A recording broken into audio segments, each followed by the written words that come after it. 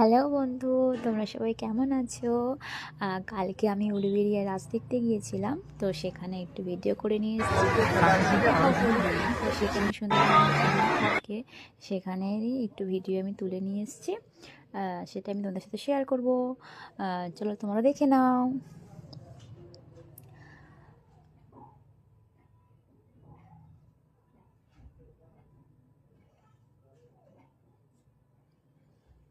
আর মেলাতে গিয়ে আমরা অনেক কিছু কেনাকাটাও করেছি, সেগুলো আমি তোমাদের পরে ভিডিওতে দেখিয়ে দেবো।